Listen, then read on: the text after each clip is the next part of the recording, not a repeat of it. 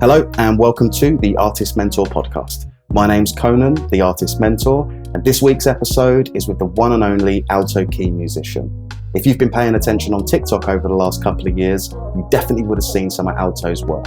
Perhaps the FYP song or the 3-second song or one of his many Sing With Me challenges. Alto has amassed over 1 million followers on the app, as well as being an independent pop artist in his own right. He's also a playlist curator, and last year, he was the most duetted UK artist on TikTok, a phenomenal stat. I really enjoyed talking with Alto. I hope you enjoy the conversation too. Check it out, like, follow, subscribe if you're into it. If not, no worries. Take it easy.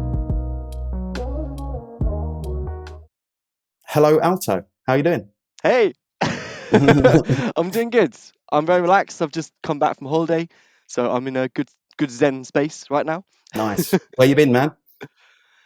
I went to Italy and then Spain briefly, Nice. and it was just good to eat lots of food. And I've Mm, definitely put on a couple of pounds, but I don't care. sweet, man. Nice. It must have been a while since you've been away, like last couple of years. Yeah, well, I think it's like the world's starting. Well, the world's kind of going back to normal now, right? But it still feels like it's forever going to be changed by what the pandemic. Yeah, I But yeah, think, I think hopefully things will keep getting better. I don't yeah, know, more holidays maybe. exactly. Yeah, it's definitely getting there. I mean, Jesus, there is no back to normal. There's the new normal, as they say, which is I think we're going to have problems with ongoing kind of hangovers from COVID for a while, But it's great that you Yeah, managed yeah. to get a holiday, dude. I'm dying for one. But yeah, really brilliant to have you here today, man. Like, I really appreciate you giving me some time coming to talk. You've done some amazing things over the last couple of years, and your life must have changed a lot. And I just thought you'd be a really interesting person to talk to. I find you very interesting. I enjoy a lot of your content. So yeah, thanks a lot for coming and chatting with me today, man. I just want to start asking, like, what were you doing before TikTok? What was your sort of musical background? Were you working in like a normal job? Like, what were you doing sort of before the pandemic, before you jumped on TikTok? Sure. I guess before TikTok happened, I was doing what a lot of artists are doing, just pushing out songs to Spotify and platforms, and just kind of posting social media without much success, I guess. Hmm. And in terms of like career and stuff, doing like corporate 9 to 5, I still do um, a 9 to 5 on top of everything I do, Wow. but I'm very careful with my time. So I've got to like be very like time boxed on certain things. So efficiency is definitely like the biggest thing. Mhm. And I think TikTok and these other platforms kind of lend themselves to that anyway, because they want you recording little bits of content, which I'm like, that's perfect. That works for me. But yeah, I kind of stumbled across TikTok. I don't know if you're subscribed to it, but there's a email called Music Business Worldwide, Yeah, I love that. which they Tim sent Ingram. emails around. Hmm. Yeah, and yeah, I just keep an eye on trends. And I remember I'd already tried a few different apps, and like there's one called Firework, which kind of came and went, and then eventually TikTok came along. And I remember seeing it, and I was like, oh, maybe I should try this thing. And at that point, it was still only just became TikTok, and I don't think it was like a music sort of zone. It was Hmm. more just kind of people dancing and making silly videos. So I thought I'd give it a go, and I guess it's been, it's been all right. Yeah, you've done very well. Like, I was doing a little deep dive on your stuff last night on your page, and I couldn't help but notice, like, straight away, you had high quality material, man. Like, it was well shot, it was well put together. You'd clearly thought about it. Have you had experience in making video content before this? Yeah, I think just from like doing some of these social media things, like trying out this Firework platform and trying out various other like trying to do well on Instagram, I guess it kind of gets you in the mindset of I need to make videos. And for TikTok, it was very much though a trial and error thing. And like you can't see a lot of the videos in the early stages because they're privated. I started off not even doing music stuff, to be honest. I just made like very short comedy sketches, and they weren't really going anywhere. But I thought that's kind of the app. That's what people do. They make funny videos or silly dances. So I did that for a bit. And then for one of those videos, I was like, oh, I'll make it a bit of a musical thing as well. I made it like kind of like a theatrical singing thing Hmm. over a silly topic. And that video, I noticed then, oh, the views on that one seem to be going up. So maybe I should keep trying down that route. So eventually from that, just started making little jingles and little shareable sounds. And I just did that and grinded on that and made it. I think consistency is what kind of got it going, because I did that right in the peak of when everybody went into lockdown, and we got all these like kids, I guess, waking up in the morning and then using their phone and saying, "What's the new jingle going to be Mm, today?" mm. So that I did that for like the initial part of my TikTok career, I guess, Mhm. and definitely, yeah, it was kind of like the first stages to kind of making the music message mixed with the comedy or personality kind of message. If I go and look at the page, there's kind of a story in the content, and it made me think, oh, he's come straight out the bat with this high quality stuff that's obviously well put together. But that was something I wanted to ask you. Does that tell the full story, or are there privated videos that kind of would reveal the longer story of what happened? So it's good to know that. Sure. So you came in first with comedy skits. It wasn't quite kicking. So Mm. then you just adjusted, I guess. You just thought, okay, how do I get my music involved in this, or get music in general involved in what I'm doing? You just adjusted, pivoted, tried something else, and then that started to pick up steam, and then you rolled with that. Is that kind of the way the Yeah. story went? Yeah, and the thing is, it's kind of a curse and a blessing to a certain extent, because when I joined the app, it was like it very much was not a music industry heavy app. So Hmm. I was making what I thought was, this is the content that should be on TikTok, right? Because when your reference point is just people miming things or like, or Hmm. dancing around, you think, oh, I'll make some stupid content as well. So I had absolutely no expectations of it. I just made the stupidest things I could think of, stuff that would make 10-year-old giggle, because that was kind of, the target audience was really young people. Yeah. So from that point of view, I built a big audience quickly. But then people then saw me, I guess, more as like almost like a children's entertainer. Mm. And unfortunately, by the time I got to that point, it was like, oh, but now the music industry's jumped on this thing now as well. How am I going to be able to shift it from that to Mm. being like, oh no, I am actually a professional artist just trying something out here? So that's been something where I've had to rebrand over time and just kind of shift the content away from stuff that's too stupid, even though it makes me laugh. And I still, I'm still proud of what I did, because it's just kind of like, I think you've got to put yourself out there and take a risk. You've got Definitely. to like be not afraid to make fun of yourself or be a bit of an idiot online. Mhm. Yeah, definitely a bit more tame now, I think, with the content. Sometimes some silly videos here and there, but probably not as stupid as when I started. Honestly, I love the silly ones, man. Whenever one of those pops up, it lightens up my day, and it sort of breaks up the news feed. Everyone's trying so hard. I'm to blame as well, you know. And then something like that pops up, 3 second song or one of those, and it's just like, hey, you know, and it is great light relief, you know. And I love that Yeah, stuff. But I guess you're in this process of constantly evolving and pivoting, because you are a music artist. You're a serious music artist, and that was what you wanted to do. And sort of a couple of things kicked off on TikTok that then sort of typecast you in a way. And I yeah, get that predicament. It's really difficult to pivot once you've got an audience built around one thing. But I still love all that stuff. You said a couple of words there that I wanted to bring up, but I also don't want to insult you in any way at all. no, you At can't all. insult me, honestly. Okay, cool. So you said, but sort of musical theatre, and you said like Mm, children's entertainer. It's so interesting that yeah. you said that, because when I was deep diving on your content, I was like, this guy has to have worked in children's TV, and he has to have had a musical theatre background. Are any of those things true? No, no, but I think it was definitely like when it was going really well that way. I was definitely thought about it. I was like, oh, maybe this is something. This seems like a pretty fun thing to do. Yeah, I think eventually after a while, it's kind of like, no, I still really want to do the music. I think you're always gonna have that love, right, in the back of your mind, that it's Mhm. like, no, I really love making music. I love making songs. So it did like cross my mind briefly. I was like, maybe I should just go down the children's route. But no, I've never done in terms of education and all that stuff, I've never done musical theatre really, and I've never had like a course in music. Some people, I guess, go to like study music, and my background's maths, so Right. it's nothing to do with any of that stuff. It's just something I've always wanted to do. I've always been so passionate about it that I didn't really feel like I needed the education for it. I just sort of learn it and wing my Mhm. entire career. Well, we're all doing that. Nobody really knows what they're doing. Do you know what I mean? I think you've got Yeah, to yeah, follow that gut intuition that's saying, like, do this. This is going to be fun, and you've done that, and it's been fun, and it's obviously done a lot of good things. But one thing I find really interesting about you, so you've obviously, you know, you're a real music artist in your own right, and you've done all of this stuff. If you were to just look at like just your TikTok page, you would think, oh, this guy is, you know, goofy and fun and, like, you know, really up for a laugh and all of that. It's very light-hearted. But then your original music, songs like Sync and Things Will Change, there's like two sides to Alto Key, in my opinion. There's this side that we see online that's not afraid to take fun of you, take the mick out of yourself and play around. But then your songs have a very serious subject matter, and I can tell that like you're going somewhere with that. So is it difficult to bridge that gap, and to sort of focus your time, I guess, between the two things, where you've got this serious side and then you've got like, okay, here's a 3-second song or whatever else.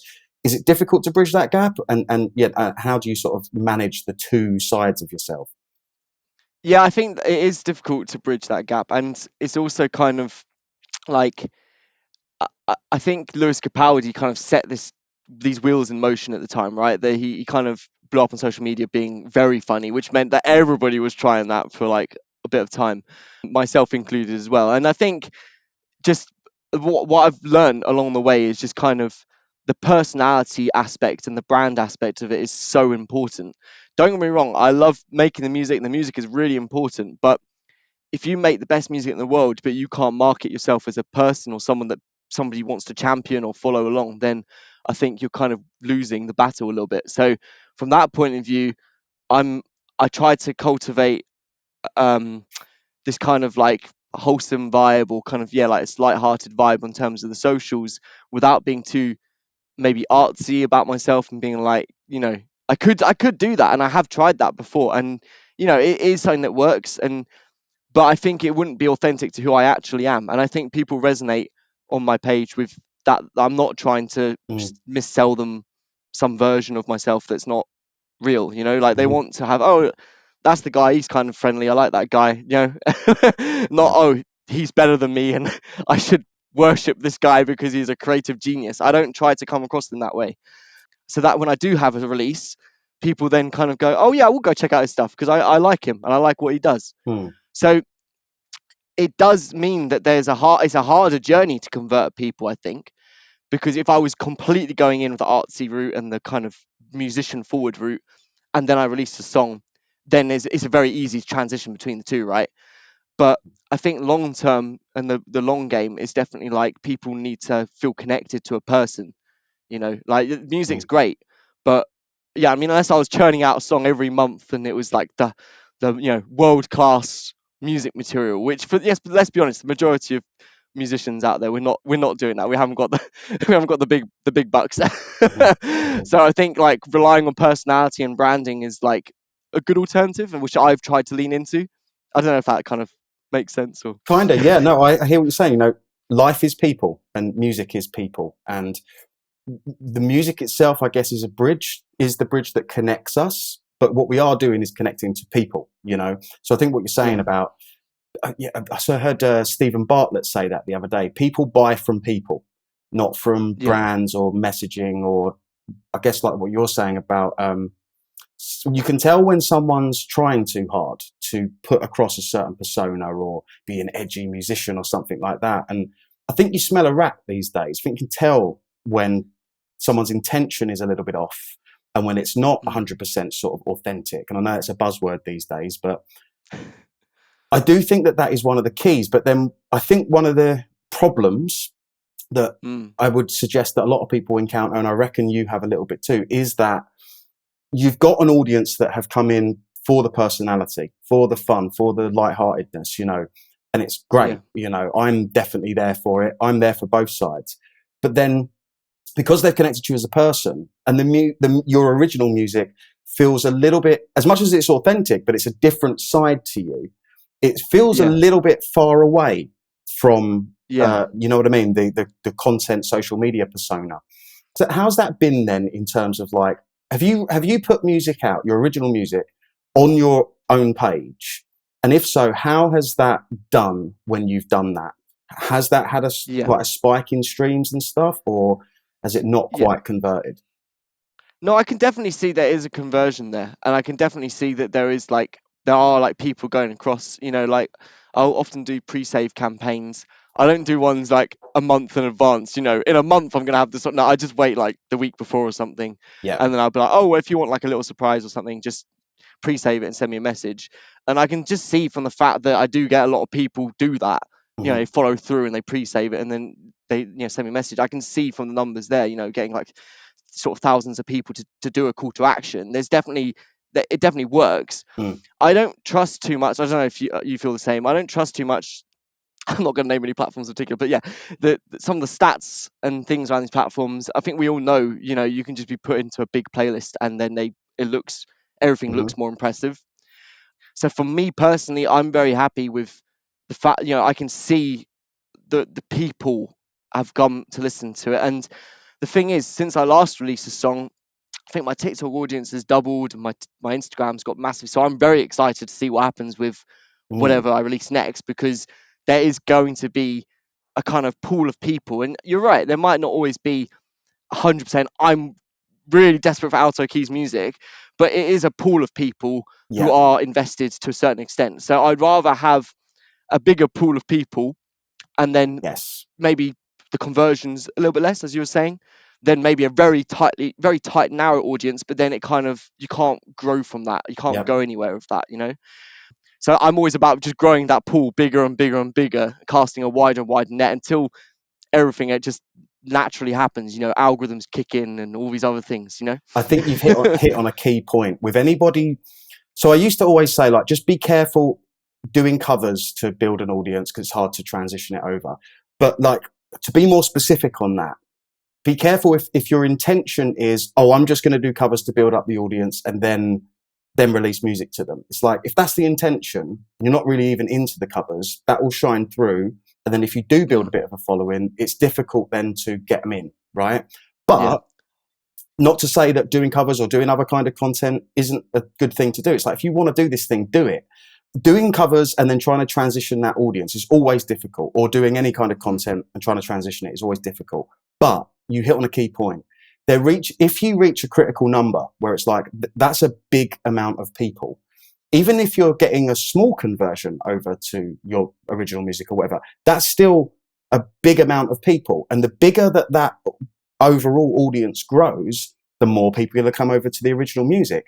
Like, if you look at like someone like Sam Ryder, who is yeah, obviously like amazing, but the audience is mainly there to hear him sing songs that they already know. I think he has 8 million followers last time I checked, but his big yeah, song on Spotify had like 4 million streams. And it's like, well, you could easily say, oh, look, you see, you do covers, you build an audience, it's hard to transition it over. But he's reached a certain number where it's like, that doesn't matter at all. It's like, you're going to scoff at yeah. 4 million streams just because it's not like 8 million or 10 million like his following. It's like, doesn't matter at all. So there is that critical point where that's irrelevant and it just switches over. Do you think you're kind of at that place where, and what it sounds like you are, where you've got to a critical number, you're seeing a conversion, and if you just keep building out the number through the main channel, that conversion's only going to grow? Yeah, I think that's just the way forward. Is just now to increase that conversion number, to release more music. I've been a bit behind because of my flat move, but now I'm ready to sort of get back into it and release more music. And then I'm really excited to see what happens, to be honest, because as I said, the audience has grown significantly since I last released a song, and even from that, I was quite happy with the results from that. And all those other things, like getting placements on things and those things, I think people worry too much about that aspect of it. Like, I think one thing I really like about when you're doing your videos is how you keep bringing it back to, these aren't just numbers, these are people, and you want to connect with the people Mm-hmm. on it. So from that point of view, yeah, I'm very happy with how things are going. You'd have to come back to me in 2 years' time, and we'll see where things are, I'd say. We'll do the Billie Eilish interview thing where we ask the No. same question. Yeah. I just want to like rewind a little bit. Okay. So Yeah, came onto TikTok, you were trying lots of different stuff. You pivoted a little bit and found this cool format of introducing the music into the kind of theatre stuff. The audience growing, was it off the back of like one piece of content that popped, or was it just a slower build and you kept pivoting and kept making new things? I mean, I noticed the FYP song, for instance. Was that a pivotal moment, or was it just building around that? How did it sort of grow, the sure. actual number of people? Yeah, so I had a couple of viral videos, well, semi-viral videos at the time, which were just kind of funny jingles, and one of them was about Easter Bunny, and it's really cringe, but people seem to like that one. Yeah, that the FYP song you were talking about was kind of viral hack, as it were, like, because it's the sounds basically says like you don't need hashtags, but use the sound as, you know, to prove that. So obviously people immediately like a challenge, so it started going crazy and had hundreds of thousands of people using the sounds, and I became known as the hashtag. No, the I Yeah. still get comments every now and then of people being like, you know, like just quoting the lyrics back at me, even though I released it like 2 years ago, and I repost it every so often because I was like, why not, you know? But I think that was definitely a moment where I hadn't seen anything like that before, where I was getting millions of people seeing who I was, hearing who I was, leaving lots of mixed feedback because it was a quite an annoying jingle. I think it's an important part of the learning for it, because you need to be able to. Social media can be so cruel and harsh, and I think you need to have a bit of something where, you know, you're not always being. Especially musicians, we've got such like high egos, and we want people to love us and like us. But I think if you can build a really strong armor around you, then it just means that I can just post stuff now. I just don't really care, like, in the nicest way possible. Like, if people don't like it, fine, that's their problem. You know, like, I'll try not to make things too annoying, but at the same time, I'm kind of going to do what I want, and I think people respect that and they like that. I don't kind of kowtow too much to being a It's perfect musician with the perfect content strategy, you know? it's something else I wanted to ask about, was just like dealing with some of the hate, because like, yeah, on some of those earlier videos, like I saw some people, some of the comments, you just think, God, what is wrong with you, man? Like, chill out, you know. But looking through the content, I, I think you already answered the question for me. It's like you dealt with it with great humor, with love. You would make content that wasn't snapping back. It was just sort of saying, "Fine, that's your opinion. I'm going to keep doing me." And I think people liked that. And was that kind of a part of it? It was like, don't fight hate with hate. Fight it with love and humor, and just, you know, keep going. Was it that? I think you got to like acknowledge it. You can't just ignore it endlessly, especially if you are getting a lot of it, and then you just need to move on from it. So you know, if I've done some of these videos, I just go, yep, that's something that's happened, but do you know what I mean? Mm, And I mm, think that's what people should do. If you get a lot of hate, these are often the thing that makes me confused about haters and things.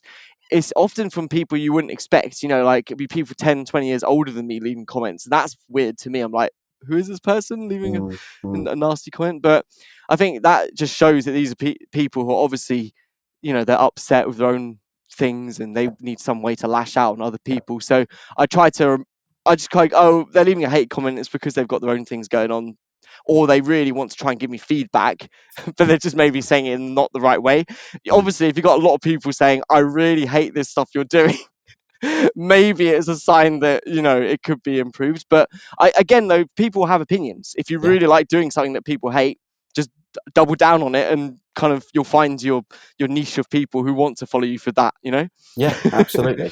This is a really common problem, man. I think that actually stops a lot of artists getting out of the starting gates. Like, there was one kid that was asking me yesterday about this. He was saying, he's starting out at zero, basically, right? But he's Yeah, so scared to put himself out there, because he thinks that any negative comments will just drown him and outweigh everything else, even if he gets positive stuff.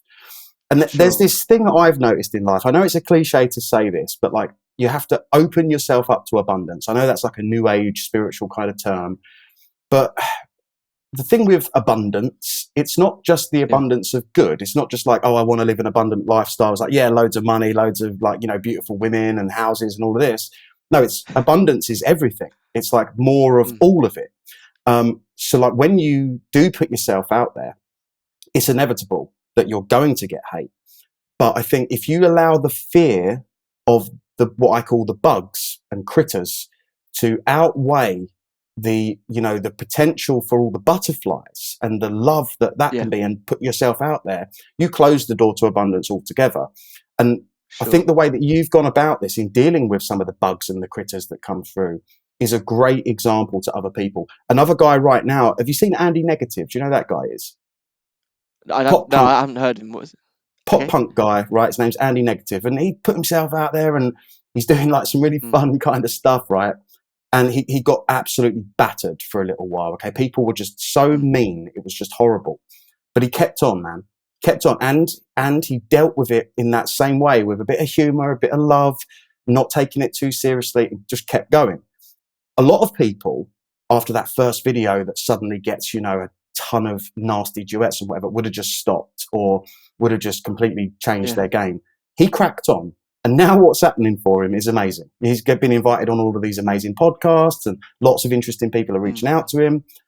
And if he had closed that door to abundance and not been confident to put himself out there as a human being because of a few of those hate people, he wouldn't have got these butterflies that are now landing in the garden, all these invites on podcasts and whatever else. And I think you're a good example for him. If he ever sees this, I think you're someone he should study, because it's like you dealt with it really well. You got through that initial little hump where, some people were mean, you kept going. And now it's like, who's laughing now?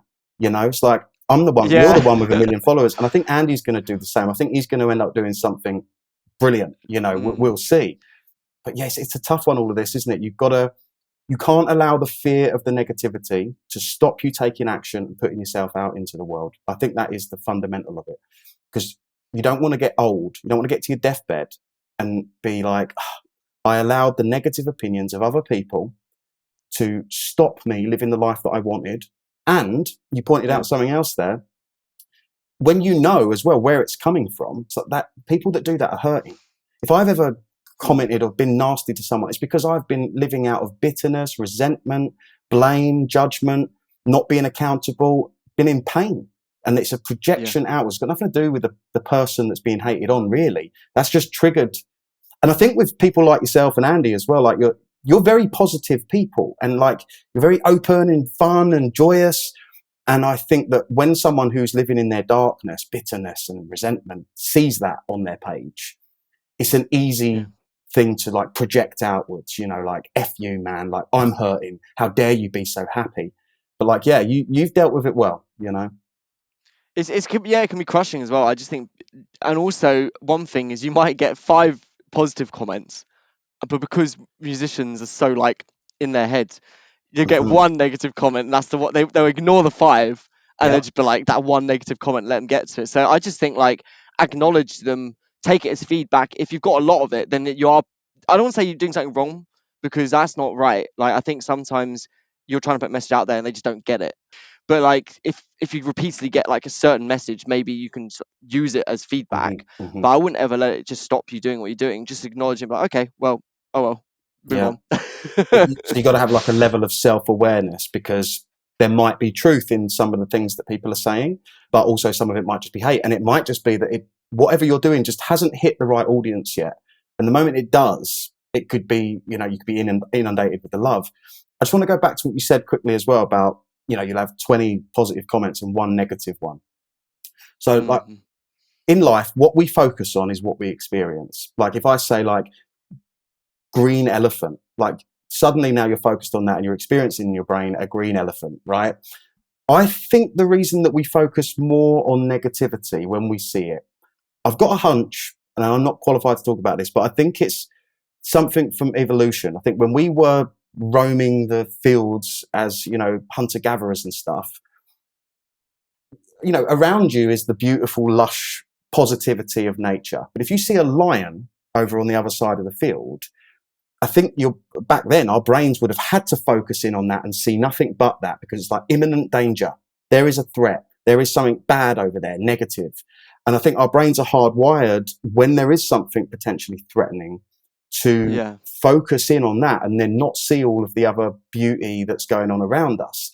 That's something that's really, I struggle with that. I'll have 20 great comments, and then someone will just say one thing, like, look at your potato head, or they'll disagree with what I'm saying, maybe not quite get what I was saying. And I'll be thinking about that all day. And it's like, hang on, you've got all of these brilliant, beautiful people here supporting you, giving you love. Why am I so focused on that? But I think it is this hangover from our own evolution. Do you know what I mean? It's a weird one. Yeah, I think anything like negative invokes a big reaction, right? And that's kind of what you're saying, like in terms of like anything negative invokes more reaction than something positive in general. Like I think just having that, as you're saying, seeing that lion, even if amongst all the field, it just makes a big reaction. It sticks with you as well, because it makes you like doubt yourself as well, and Mm. you get into spirals. You're not really gonna get a spiral of positivity. You're not gonna get a positive comment and be like, oh, but am I really this good all the time? Yeah, but you Mm. can definitely spiral a negative thought and have it echo around your head and make you doubt yourself, definitely. Yeah, that's such a good But yeah, point. That is such a good point. We don't do that, do we? We don't go, oh, look at that. I got inundated with like good messages and comments and all of that.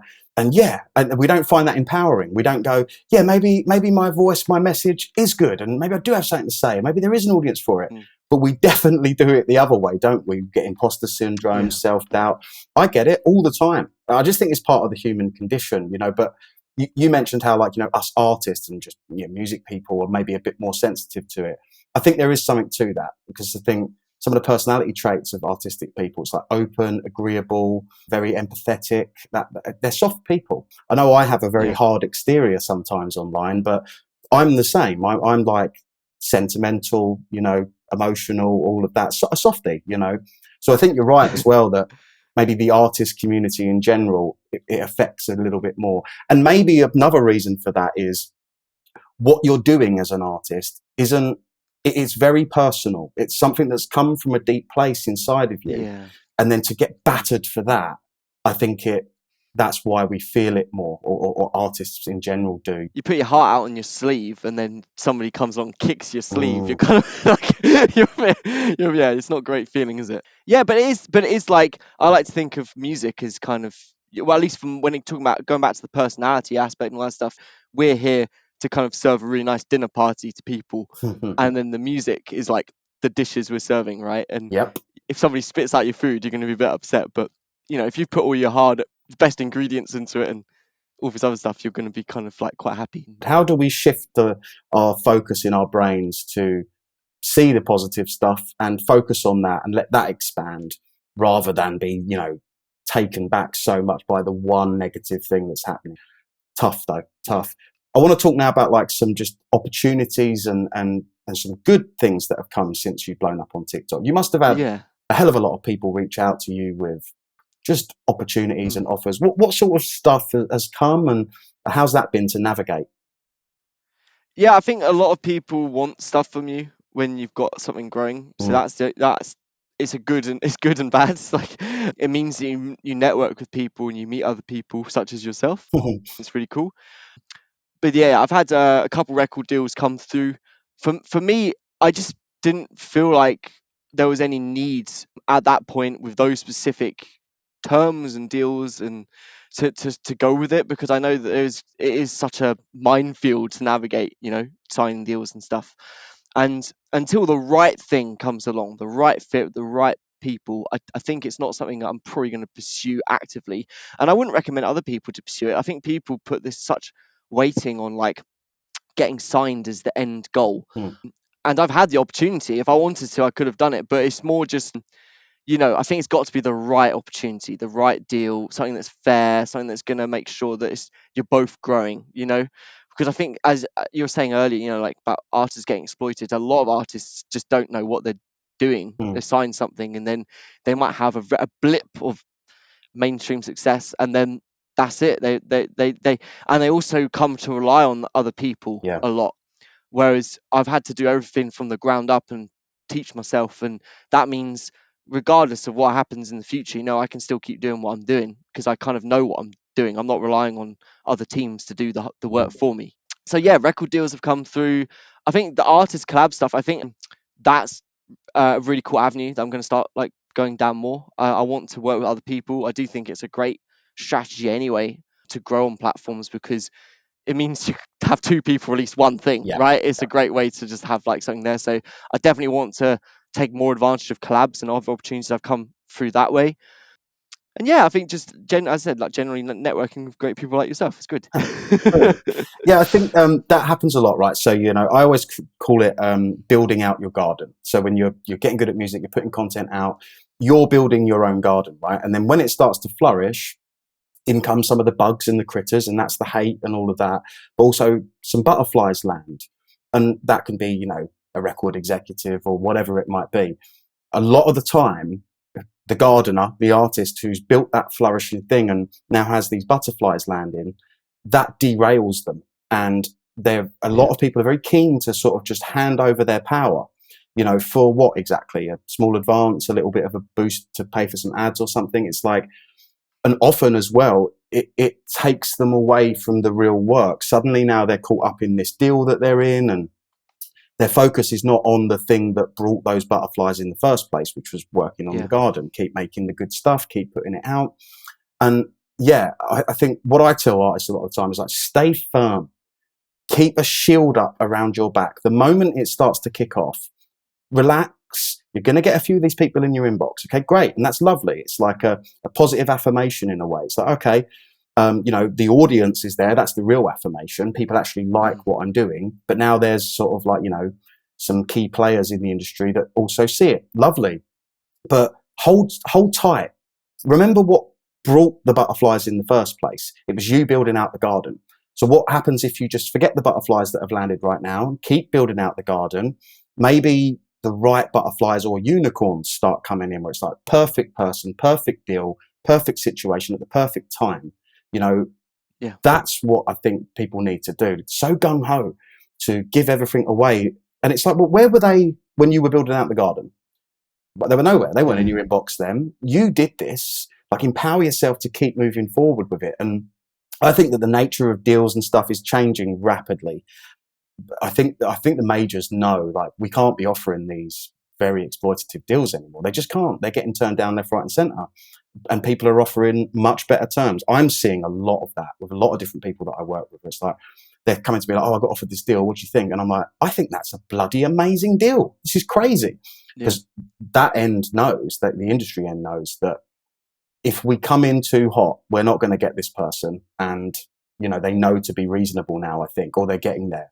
But in general, I think artists should just carry on. There's this other thing as well. People always say, someone commented on one of my things the other day asking this. I was just asking, what are you struggling with? And this guy said, getting my music to the right people. And I know what he says. I know what he means. The assumption is that the right people are the gatekeepers, are the A&R guys or whatever. It's like, no. The right people to get your music to is the audience. Like, and you can do that right here. Yeah. Or, do you know what I mean? And then from there, if you need these other things, cool. But I don't think that should be the end goal at all. You don't need a deal. I know so many people, dude, who make a good living just off of their streaming because they built up their TikTok. And it's like, why do you actually need anything else right now? I think you just need to keep doing what you're doing.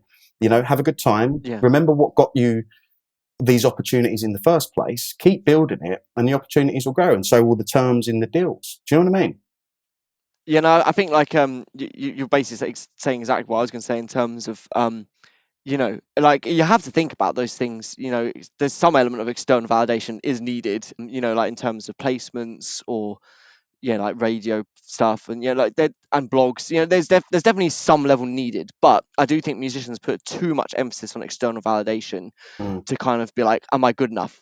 Am I there yet? Like at the end of the day, I think focus on the positive stuff. If you have a video do well, that's a success. Like you got to celebrate all these little successes and focus on your people who are going to move your career forward, because they're the ones really carrying the career. And then I think when I've been growing what I've been doing, I've been getting more opportunities anyway, as that's happened naturally. So I think chasing placements, chasing like these specific things which are like, we all know are good things, right? And they are nice, but I've got this thing, I'm on this big playlist, I'm on this radio show, whatever. But at the end of the day, those things will come if you have the people to drive big numbers to things anyway. So I don't really worry too much about it anymore, if I'm honest. I mean, obviously I think about it, but if it doesn't happen, I'm like, well, I've got to celebrate all my other successes, Yeah. And I always say there's a holy trinity in music. It's the artist, the art, and the audience. They're the only three things that actually matter in any of this. It's like you're the channel or vehicle through which music manifests itself into the world. Then you've got the music that you manifested into the world. And then there's an audience's ear that receives that. Everything else is like kind of in the middle of all of that. And it's either supporting it or it's getting in the way of it. And I'm not anti-deal, not at all. Like, if you've got a good deal, you've got good people, they're going to take some of the weight off your shoulders, do some of the stuff you don't like doing, and the terms are good. Brilliant. That's excellent. But always be focused on the Holy Trinity. So this is another thing that I see happening all the time, actually. It's this derailing where the moment the validation comes in from industry, the artist is then like caught up in the noise of everything that's going, oh, I've got these 3 deals and da da da da da. And again, now their focus is taken away from the Holy Trinity. It's now it's on this other thing. And often what you find is they suddenly not fall off, but they get less active at the place that matters, delivering to the audience, and what they're delivering to the audience sometimes get a bit tainted as well. And that's why I always say to them, like, just stay strong for the first bit. There was one artist actually who's done really well over the last sort of like year, 18 months. And she's had a bunch of people reach out, like basically everybody. And every time like she was wanting to go with something, never quite clicked into place. She just wasn't 100. I was like, I don't like these terms or whatever it was. And she's had some really big players reach out. Okay. And then recently she's carried on. She's gone back to the garden and focused on, right, I need to just get back to focusing on making music, lock into that truth that I'm really after, and focus on the Holy Trinity. And doing that, some more deals have started to come in again recently. And it's so interesting, right? The deal that she's going to go with it's nowhere near, the people are nowhere near as big as some of the things that she's been offered, right? But it feels so right. She was like, these people, when she was talking to me on the phone, like how lit up she was, and the terms were great. It was a great deal. And it, it was like, see, and these people are, like I say, smaller perhaps than some of the other offers she's had, but in holding out like that, focusing on the garden, the Holy Trinity, the right butterfly landed for the right time for exactly what she needed. And if she had been too gung-ho a year ago to be like, oh my God, like I've been offered a deal by blah, blah, blah, and gone with that when that true connection to them wasn't there, I think that would have completely derailed her. But now it's like, the right people come in at the right time if you're focused on the right things. But difficult to get your mind onto that and not be distracted and taken away by all these shiny things that happen in the external. Just quick, another thing that I've been thinking a lot about recently is the zone. And the zone is where the real magic happens as a musician. When you're relaxed, you're kind of hyper present, but also not there at the same time. And there's all these other factors to the zone. When you're there, that's where it's happening. Okay. It's like, that's where you stumble on your best stuff. That's where the best stuff emerges from.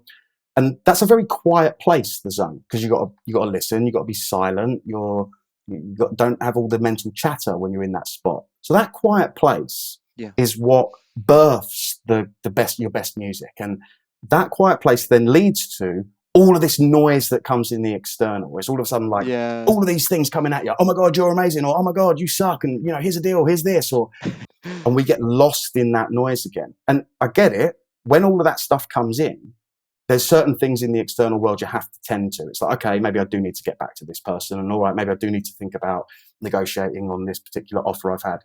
You do need to tend to those things. But I think artists who get that, make some noise in the external, they need to remember what made that noise happen. And it was that quiet place of the zone. Do what you need to do in the external, but as quickly as you can, get back to the chair and relax and get back into the zone if you can. That's what you should be chasing, and that will make more noise. Yeah. I'm a big fan of getting back into the chair and relaxing strategy. That sounds good. I think you also almost have to have two personalities, don't you? You've got to have the external facing brand business person who knows what they're talking about. And then you need to have the actual artist inside you kind of not be squashed by that other personality, isn't it? Because it's so easy to kind of start then making songs like, I need to make a song that meets this criteria. And it starts off with a TikTok dance or whatever. I don't know. Yeah, it's really hard. It's really hard to have those two personalities, and maybe more chair relaxing is needed. I don't know. When I say relaxing, I'm just talking about some of the different states of being that make up the zone. But you got to be in this kind of receptive state to like ideas. Like if you just shoot down every idea, isn't it? I do think it is like a bit of a like Zen kind of state. My best songs at least have come when I'm in the shower or something, or just like in a very chill. I'm not afraid to say sometimes the best songs come on the toilet. Like that's the best kind. Maybe that's why my music's so. No, no, but you're absolutely right. I think it is a Zen-like state, and I think we forget that as artists. Everyone does. We forget, like, it was that quiet place that actually made the magic happen, that then caused the noise that I'm now lost in. Yeah. Disconnect from the noise for a moment, back to that quiet place, back into the zone. Focus on the thing that matters. Be in a channel for music, and you'll get more noise in the external. Speaking of making noise, though, dude, this is a crazy stat that you have, man. You are the number one most duetted UK artist on TikTok. Dude, that's wild. What was that like, Yeah. finding that out? And wow, that's a Yeah. big Well, it stat. was like, it's very cool. And also it was fun to see like my name against what I describe as major label artists, and then like my name was above them, and I was like, ha! No, I'm joking. That wasn't that petty. Yeah, it was just very like, it was very fun to see it, and I guess makes people take what I do a bit more seriously, I guess, as well, in terms of, oh, he is actually making waves of what he's doing. Definitely going into every press release this year, so it's Oh, definitely going into all the songs and stuff. Again, it's like not something I chased in particular. Like I think a lot of people make content which is for themselves in not a good way. And mm, I always try and make content which, like, can you join in with me, have fun with me, let's it sounds a bit weird, but you know what I get. totally, totally. Have fun with this music content as well. Make a jingle so people can share it to their friends, make a duet so people can sing along with you. I think people are like, oh, well, I don't want to make a karaoke style TikTok or whatever. But at the end of the day, people want entertainers, people want musicians who are not afraid to be like, hey, have fun with me. We can both have fun here. You Mm, can, I tell you what, I'm going to take the back seat here. I'll sing the harmony, and you can be in the headlight, mm, and that's okay. And I think people, again, it kind of works into the brand and the aspect that people see me as approachable and friendly, because I'm not always big-headed and kind of trying to be like, well, I'm better, you sing the harmony while I just sing the main part. I'm like, I'm happy to take the kind of like, okay, you do your thing, and I'm just here to kind of make you sound better. And I think like making shareable content is again part of what has got me to where I've got to the point where, yeah, I was not expecting duetted artist awards. I just was doing what I always do, which is trying to make content that people like, and it can make them also realize I'm a musician as well. If you can get the perfect marriage of those two things, then you've got a really successful, TikTok career at least.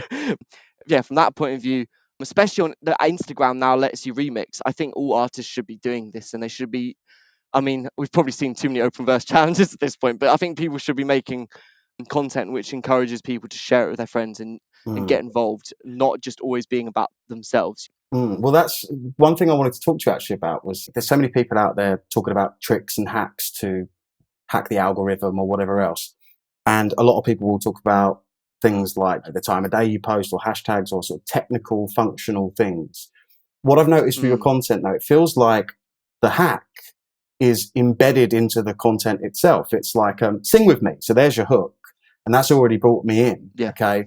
Like the content itself is that shareable, duettable, in its essence. It's that. It's not like, you need to say duet me, like if your friend sent you this, it's like that again. You teed it up.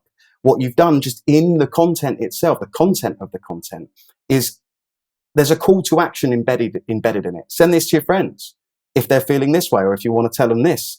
Everything's got all of the hacks sort of embedded into the content. It's not like there's anything external. Is that a sort of true yeah. statement, or what do you think about that?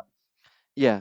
I think we spoke about this in the past before. I think there's two strategies for TikTok. There's if you've got a really, I don't know, extra is the wrong word, but if you've got a very exciting personality or a very kind of unique personality, I think you can just be yourself Mm, and post a lot, and your people find you. So if you're particularly maybe like an artsy musician with a real brand, a really strong brand and aesthetic, you could post that, and I think you will eventually grow an audience. I don't think it will grow as fast, but it will mm, grow. And then I think the alternative route is kind of maybe what I've done more of, which is I've accepted who I am, what I'm doing, and I'm trying to lean into the best parts of me, whilst also thinking about, but from a technical point of view, how can I make this shareable content? How can I make this stuff that people want to engage with? So that when I do eventually post a video, which is like, well, go stream my track, it's not like they've been spammed with 100 of those already. That's oh, I haven't seen, he's okay, he's got a new track, maybe I will go check it out. So many musicians get caught up in the promo side of it that mm, they forget that people are here to be entertained. As musicians, our duty is to entertain people. Leaning into that is not, doesn't mean you're like monkey, go monkey, make make good content. It's not. it's not like that. I'm not here to be like a robot for people, but at the same time, I'm aware that I want to make content that people want to enjoy and have fun with. So I think people maybe don't think about that enough. And I think it's okay to make challenges. It's okay to make things that people, as you said, like a strong hook or call to action straight away, followed by some shareable thing, is a great style of video.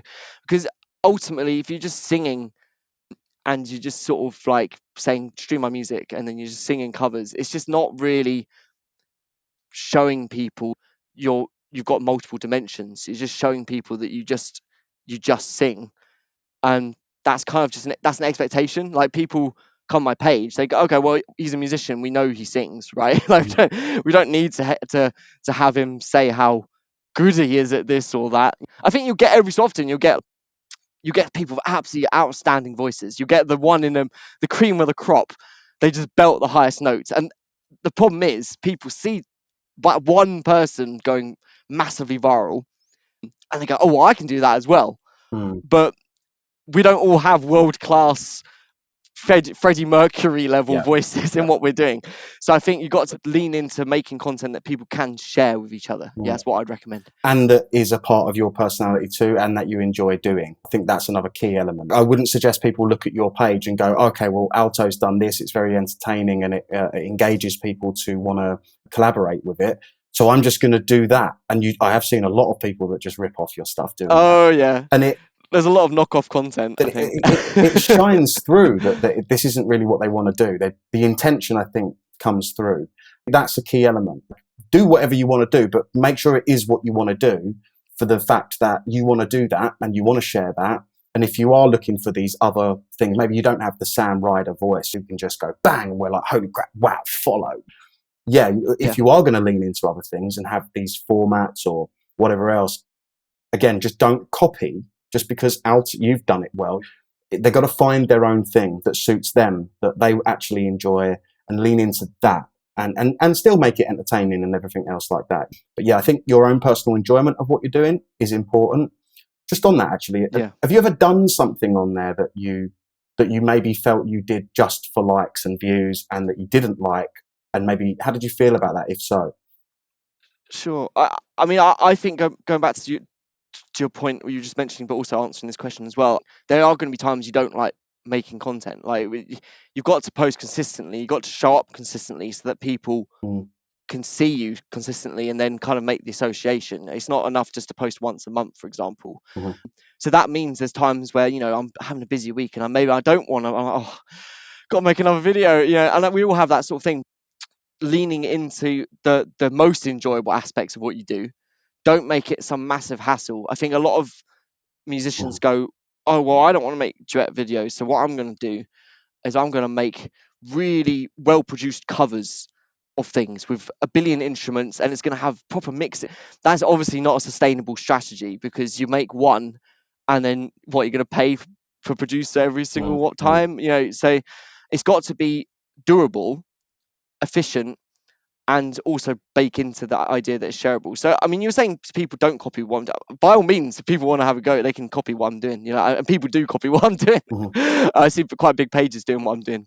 You've got to be able to do it quickly. So if you're going to do it, make it so it's not going to be a massive headache. Because I think that's where what the question you're asking is around.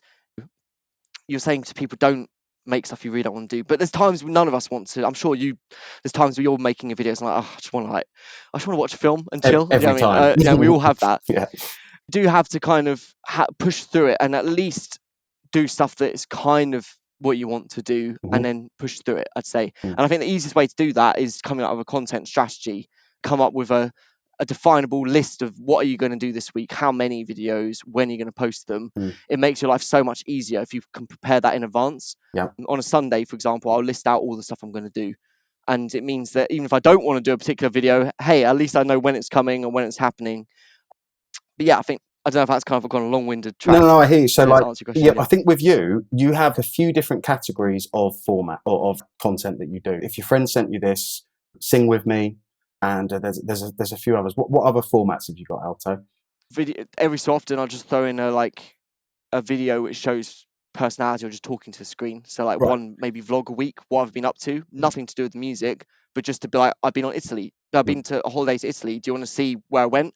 Because people then feel the connection because they go, oh, he can talk. He's not just singing all the time. He can actually talk. If you're going to cut over content strategy, make a good split between a bit of personality where you're just not talking about music stuff all the time, and then maybe half of the content being shareable or viral ideas which are kind of true to you, Mhm. and then maybe just the remaining videos just play around with, maybe do a duet with a random person every so often, Yeah. maybe reply to a comment, stitch someone's video. I Yeah. think that's a great way to get engagement as well. So But you ultimately want to become a person who's like, oh, the artist mentor, oh, they're the person who does blank. yeah. You want to be able to fill that blank with something, basically. So for you on a Sunday, do you sit down and you sort of list out your categories of content formats that you have, and then just say, okay, I need to Yeah. do 2 sing with me's, I need to do a a vlog style one. These are the days that I'm going to do it. Schedule it in, or do you batch content, or do you just do it like that? You sort of lay out what you need to do for the week, and then on each day that you need to do it, just do that one thing. How do you Yeah. go about that? Or some Sure. I'll sometimes batch a couple of the videos in a single day if I'm doing like, if they're quite easy videos, say like I'm just filming into a phone. From that point of view, yeah, I'll just do a couple of them. But like in general, it'll be on a certain day of the week. I usually front half my week because who Mondays suck anyway, right? So you might as well make them worse. So I punish myself at the start of the week by doing the most content, and then as the week goes along, it's kind of like it's all getting a bit more chill. But yeah, I on Sunday I also take the time to evaluate. I would add, like, if you've got a to-do list every week on your Sunday, just add an objective to kind of be like, and just have a bit of a review, just have a Yeah. bit of a review, because it's very easy to just say make for 2 months straight the same content again and again, and it's just not working. Yeah. It's not Yeah. improving. So every so often I will take that time on the Sunday as well to be like, well, maybe sing with me videos don't work anymore. Maybe people are tired of those videos. I'm going to change the type of content I make. And I also look up, what songs are trending, what songs have been trending in the week. Is there anything how can I work that into what I'm doing? Can I do a cover of it? Mhm. Can I do a sing with me of that video? So all that brainstorming stuff takes me a few hours, and I do it on Sunday, and it does take up time, but it means when I come fresh into the next week, I kind of know what I'm doing, because it's the worst thing when you've got to post a video and you're just like, I don't know what to post, Yes. and you're under pressure to post something. It's the Hmm. most horrible thing. I'm sure you've had it as well. It's just, you got to think and you're like, oh god, I need to get something out. It's better to have it all laid out in advance, and you can just chill. You go, you Yeah. make the content, and you post it, and you're done. Absolutely. And it's something I find a lot with artists where they're prepared when they first come onto the app. They've got a bit ready to go, and then they start posting that. They make some noise, and then all of a sudden they feel that pressure, like, oh shit, like, yeah, I need to post today, but like, oh, what am I going to post? That's not a good energy to be coming up with creative ideas to, Yeah, create something to share it to the world online. You need to be in that sort of Zen-like space again where you were when you had the initial ideas that you executed on that then caused the noise. And yeah, yeah, I think that batching and just having a plan for your week, scheduling your time out is super helpful for artists. I think another thing with artists is that scheduled, structured approach to things is not a part of the personality traits that make up an artist. It's like you're artistic, you're wildly creative, you're not orderly, administrative people, but implementing just a little bit of that, just being like, yeah, on a Sunday, look, 2 hours. That's all you got to do. Brainstorm some ideas, write down what you've got to make that week, do a little review, 2 hours. You can do that. And then you can turn up on the Monday or the Wednesday or whenever you've scheduled the time in and film that thing. You can do that. That structure really, really helps. And again, I would suggest to people batch tons in advance, whether you post them or not. Sometimes they'll get lost. You'll be like, oh, do you know what? I don't want that one's a bit dead now. It's a bit old. But I'd rather artists have more content on their phone ready to just press post than to get into that sticky situation where it's like, I need to post now. What am I going to do? It's like, this is not good energy for you. So I think, yeah, batching and mm. scheduling. Now for you, so you said you're still working a 9 to 5. Is that right? Yeah. So you're still working a 9 to 5 and running a page with over 1 million followers and doing lots of other stuff. How are you actually managing your time then, dude? Well, yeah, I think one thing that's helped me is I've got a very supportive partner, but I don't want to, like, I'm not saying to people this is what you need to, like, Just the I way think you do it. I Yeah. do. Yeah, it's just the way. But there's times where she won't be available, and I film things myself on my phone. So it's not always. It just helps. But basically, if I had to like give people advice, I'd say it's got to be efficient. Everything, like, people think I spend hours and hours and hours making a video, but the reality is I'll make something. I'll plan the idea, and then in terms of filming, maybe like 20 to 30 minutes, editing video 20 to 30 minutes, posting. It's got to be quick. Mm, And I think that's what people get surprised by, because I've got quite a few viral videos, and they go like, "Oh, but how are you making all these super, strategized things?" It's not. Obviously, I'm aware about strategy and hooks and all those things. I'm not overthinking it too much. I'm mm, just like, how can I do as quick as possible? Does not need to be absolute perfection. mm, I think that's one thing people get lost in as well. They want to make this absolute perfect content, but that almost doesn't suit TikTok to a certain extent. People want to see you mucking around and mm. having a bit of shit content here and there. And I think the essence of the content that's coming through is the thing that matters the most. It's like, yeah, all right, you do want to have a hook, you do want to have call to actions and all of these other things, and maybe it should be a short video, but you could have all of those parameters, and the essence of the content is just rubbish. Or you can Yeah, have yeah, content where it's a simple idea, it's good and it's well executed on it. The essence of it is good, and some of those parameters happen to be present too.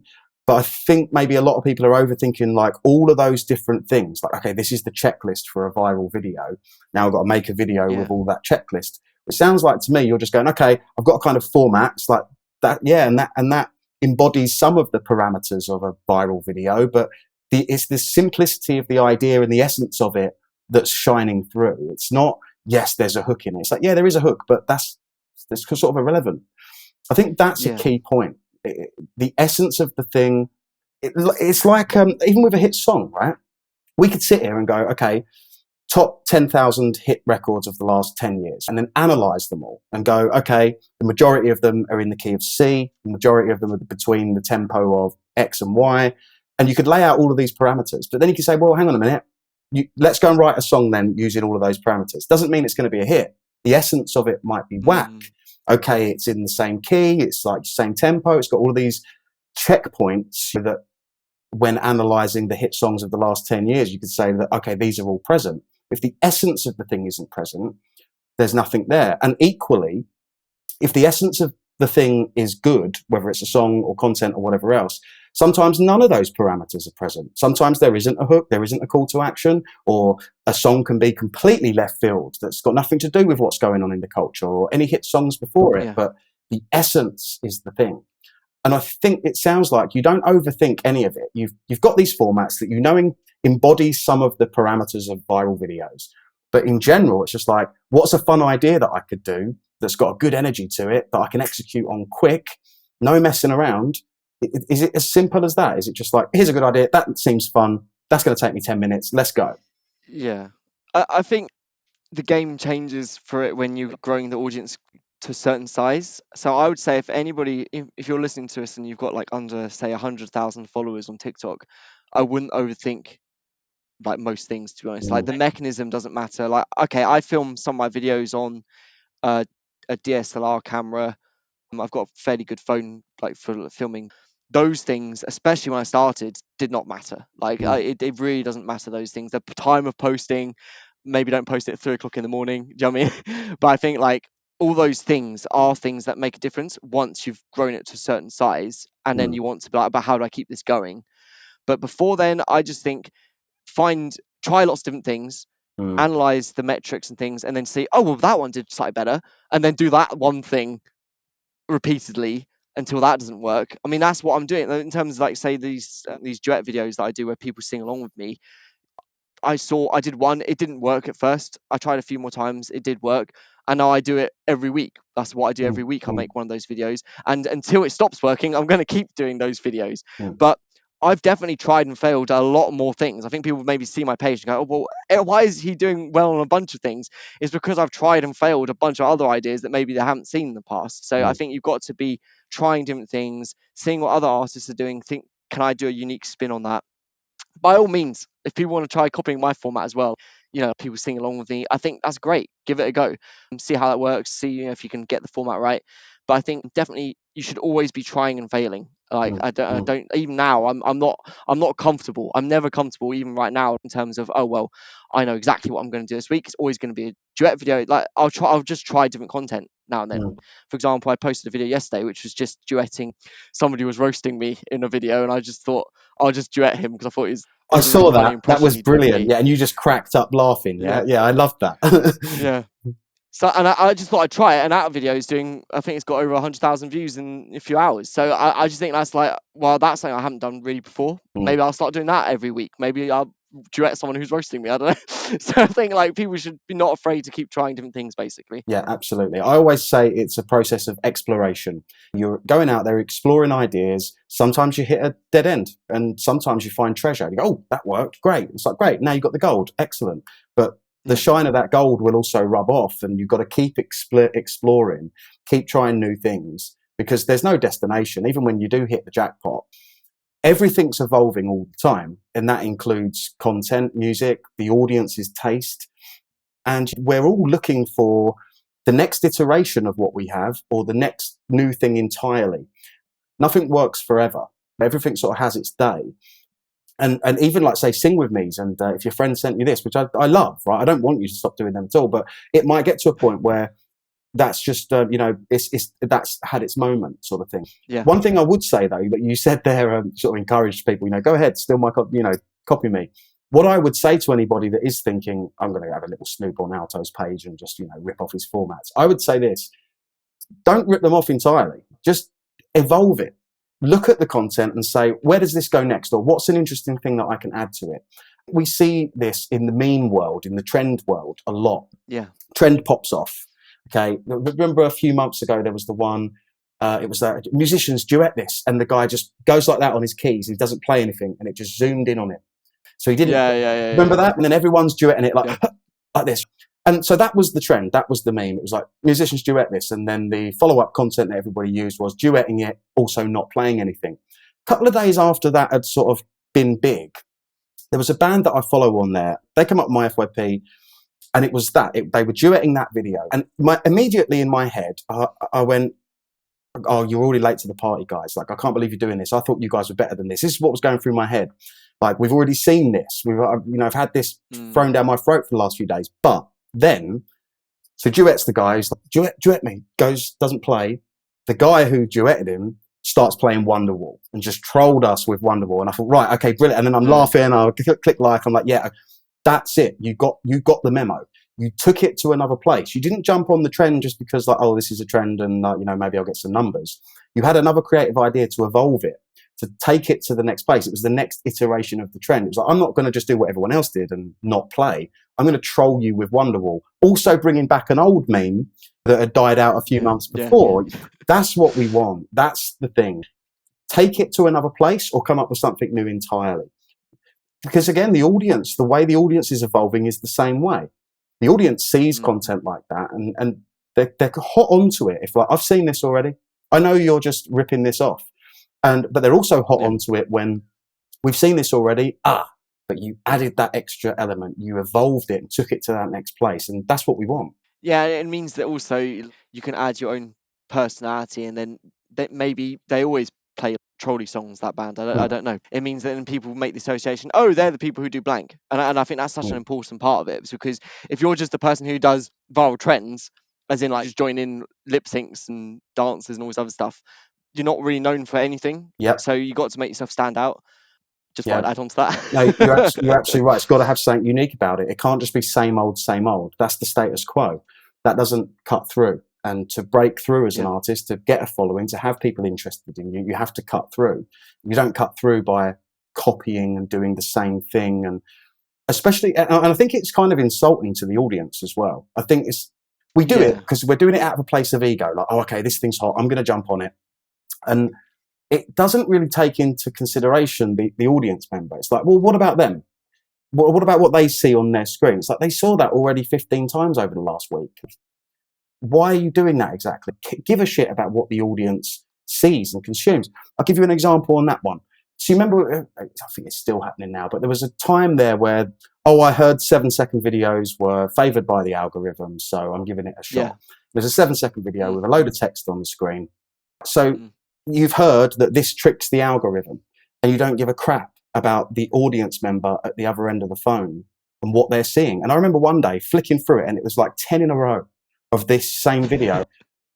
It's an insult. I'm not digging anyone out for that. I get why people do that, and I do get why people do it. It's a little bit of we want the outcome. It's what it is. And I heard yeah. this does well. I'm just going to do that. That's not the one, man. Be creative with it. Take it to another place, or come up with something completely new entirely, which is more you. And I think what you was touching on there as well is a lack of identity that you end up with too. If you're just duetting famous singers' songs, unless you're doing something unique with it, you're not going to Mm, cut through, and you're not going to have an identity, and you're not going to be known for anything, because that's just in the wash of the kind of noise of the repeated cycle of everything that we've already had. That yeah. isn't it. Yeah. I mean, I saw Diplo talking to Stephen Bartlett about this actually, and he was saying how, he used to listen to every day. He used to try and listen to every demo that people would send him, and I fully get what he's saying with this. After a while, right, you have just heard it all. It's like everything that people send me is the same. It's always the same. It's just same old, same old. And it's very rare that you actually Mm, see an artist, find an artist, hear an artist where you go, that sticks out. And why does it stick out? Uniqueness. And what is unique about us? Well, everything. And if we can step into like mm, our own strength of who we are, be like, well, this is who I am. This is what I bring to the party. Whether you're duetting or stitching something or leveraging off a trend, got to have yourself in there in a strong way, yeah. or there's no identity, there's nothing unique, and it just becomes that ocean of average. And I don't mean that in a harsh way to So people, but true. Yeah. No, I do playlists as well. People submit songs to me and accept maybe about up to 5%. But the problem is everyone's good. Like it's rare that I get rubbish songs mm, sent to me. That's actually quite rare. Like a lot of people, would you just get a lot of crap stuff? But it's not the case. Everything's good. mm. It's just it's not great, Yeah, and that's right, the thing. right. So, and that's the same with this principle of this TikTok stuff and this other things. Unless you can do something absolutely outstanding from a music point of view, if you're going to do a cover, it's kind of what are you going to really add? Like for example, there's a song trending at the moment with Tom's Diner, and the guys do that. They do a cover, and the guy's got an amazing raspy voice. Da, da, da, So I did da, a cover da, of it. da, da. That one, yeah, Yeah, yeah. Mm. I didn't want to have it because I didn't know if you get flagged or something. But yeah, I'll but mute yeah, that. yeah. But in terms of their singing, it's so raspy. So when I did a cover of it, I obviously didn't do rasp because that's not my thing. And people left comments being like, "What? Where's your rasp?" But if I did that, why would you listen to my version of it? Just go Gotcha. listen to theirs. It's better. Mm, Like, mm. so I did my own spin on it. So I think that from that point of view, you've got uniqueness is better than being good to a certain extent. Yeah, I don't and and know. aiming for greatness, which is your own uniqueness, and pushing that through, Yeah, that's better than good too. yeah, Now I'm thinking about it, like there's so many people out there that actually have really, really done well with this over the years, inserting their own uniqueness into something that is leveraging off of something that's got a bit of traffic. So someone like Walk Off the Earth, do you know those guys? Cover yeah. acts. They, I they, mean, they do like lots of guitar they're just stuff, isn't it? astonishing. It's like Yeah, this is unbelievably creative. They're beast musicians. They're all got amazing voices. Everything that they do with everything, I'm just like, I'll have it on repeat. I'll just be like mesmerized by it. yeah, That is, yeah, okay, great job. I get it. You were doing a cover, whatever, but actually, this is insanely creative. You've taken this to a whole new place. It's so unique. Anyone tries to copy what they've done, it's like, yeah, we can tell what you're doing. And then you get people like Conor Maynard as well, who's like, he's navigated this since early. He blew up in the days when it was like, it really was, you had to do covers on YouTube to get a following. Like that was kind of the only yeah. play online for people at that time. And he Mm, obviously did great. And it must have been difficult for him in the early stages. I remember all the comparisons, the English Justin Bieber. Imagine that pressure. He was getting that a lot.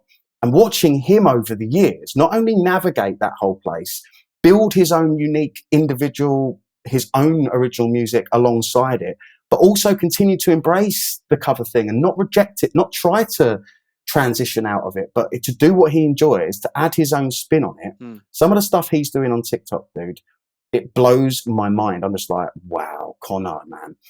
and it's hard to put your finger on what is the uniqueness. It's like, well, it's his individuality.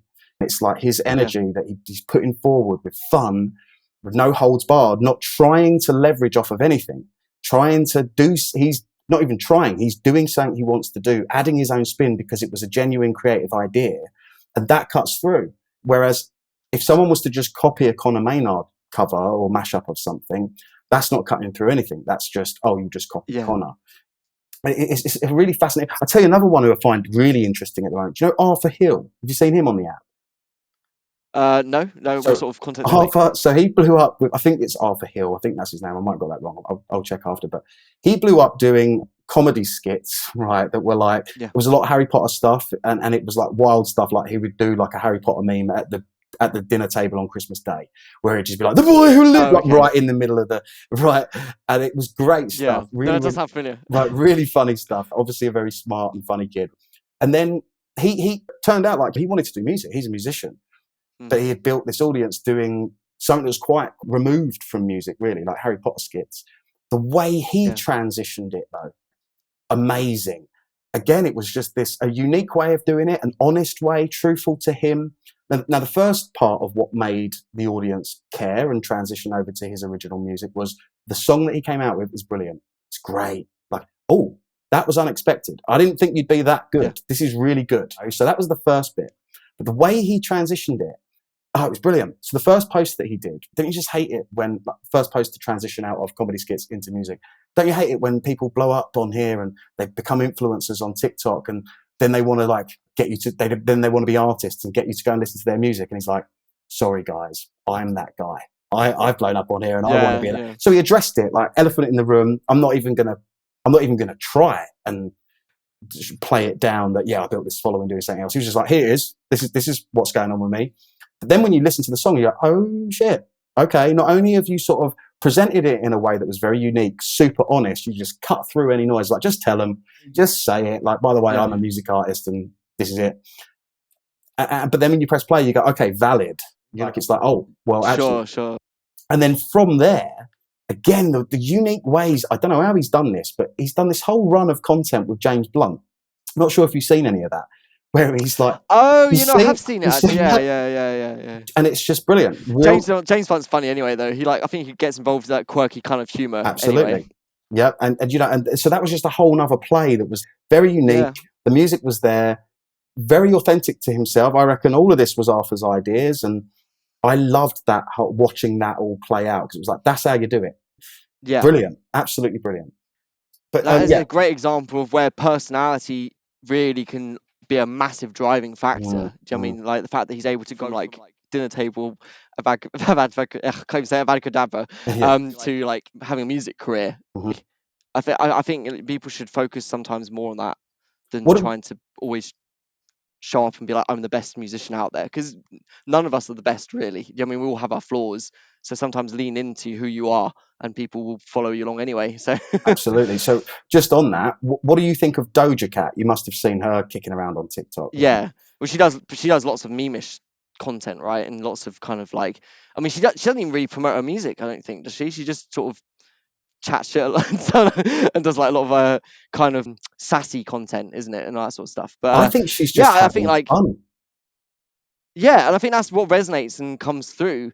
And once you're big enough on the app anyway, you've got the social proofing where you're getting lots of stats and people go, oh well, they've got views and all blah blah blah, you've got all those things. So by that point, even if somebody didn't like what she's doing, it's kind of drowned in the noise of, I'm sure Charlie Puth gets hate and stuff, but it's buried under a big list of fans and things who are supporting what he does. So I just think personality is the way forward, if I'm honest. I think music's getting so saturated unless you can be an absolutely outstanding musician with something like, as you said, like the Walk of the Earth, in terms of where they all work, they're playing like one massive guitar together. Amazing. Right? And Yeah, I love that one. Yeah, it's like, that's, no one else is doing that unless you do something absolutely unique or something like an amazing belting voice. I really think people need to lean more into the personality stuff, and I just think it's not enough to kind of be like, oh, but I'm a musician, I don't want to do that. It's like, well, then don't.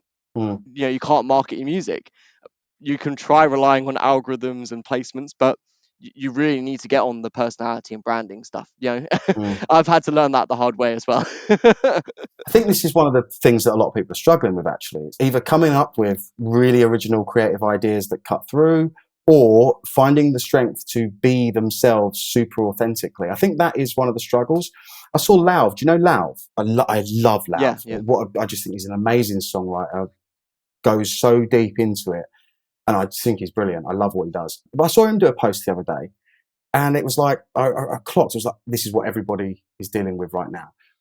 The whole culture's changed where now it really is about, you've got to put yourself out there authentically regardless. Okay, we're moving into a more open world. Authenticity is a real thing. It's manifesting community, all of these core values. And he was saying how he was just like, I really struggle doing this. Like, I can do it in my music, I can say what I want to say. And again, that's another key thing that I'm seeing with everybody at the moment. You're able to sit in the studio, dig into the deepest well in the part of your soul, and you're willing to put that on a record, Yeah. just sitting there purging. It's like a therapy session. But then when it comes to like putting a camera in front of your face and just being like, oh, hey, here's me, they've all got this thing. And he was saying that. He was like, oh, get so stressed out of it and blah, blah, blah, blah, blah. This is one of the things that's the problem with people at the moment. It's either excellent creative ideas well executed on, or finding that strength to just be like, oh, here is me, actually. Like, this is actually what I'm like. This is what I think. This is my energy. We're sort of breaking through that barrier at the moment, though, I think. Super Yeah. interesting times. It sounds so easy as well. It's just like, oh, just be yourself. I It's like know. everyone's like, oh, so easy. But it's honestly, I would say the two hardest things on the TikTok is one, consistency, and just keep grinding. Like, I've been doing this for years, like endlessly. Mm, That's, you got to just be able to keep going to that level. And then the other thing is actually being yourself, and not just what you think the audience wants you to be, and not just having, here's my camera version of myself. mm, You mm. maybe have a tiny bit of that. I, when I'm talking to a camera, I tend to be more upbeat and very like loud. But I think in general, I'm very much, I mean, I don't know if it comes across the way I'm talking to you here, is probably not too far from what it's like on my TikTok. I don't like I've come on here and I've got a French accent, and No, yeah. so I think from that point of view, that's been the hardest thing for me, especially where I've come from more of that cringe comedy focused content in the past, where I thought I was doing something for a reason, to being like, no, actually now I'm going to just be who I am, and I have to open myself to the fact that people might not like that, and Yeah. that is like not easy. Like, and anyone who says that's easy is lying to you. I think No, it's a very hard thing to do. this is the real point of the matter. So yes, it's the age of authenticity. So just be yourself, like you say. But like you said, it's really not as easy as that.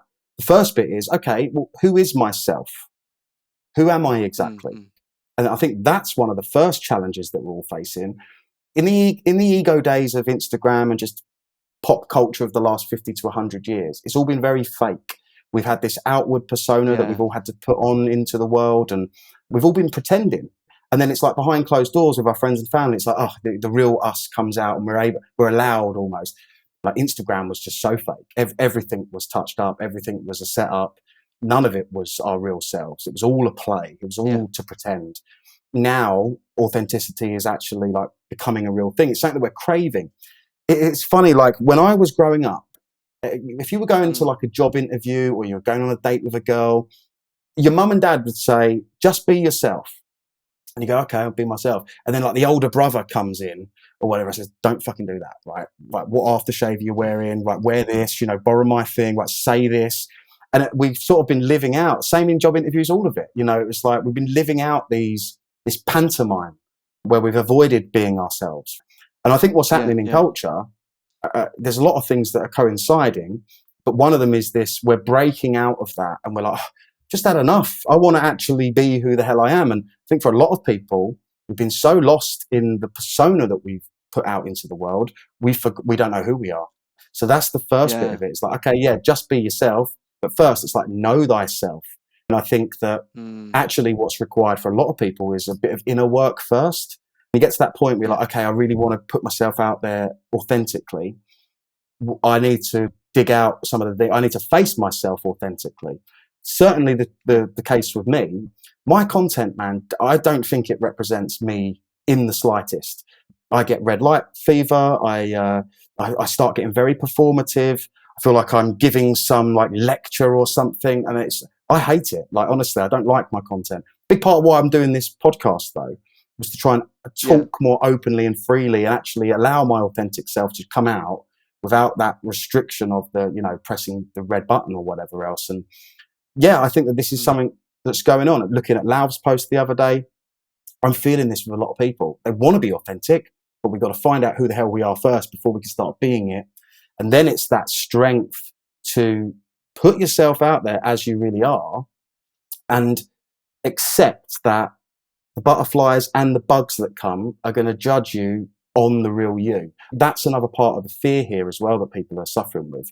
So if you put out something that's fake, if you put out something where you're pretending someone, you get battered, it kind of doesn't hurt as much because it wasn't this deep part of you that you put out there. It was something Yeah. fake.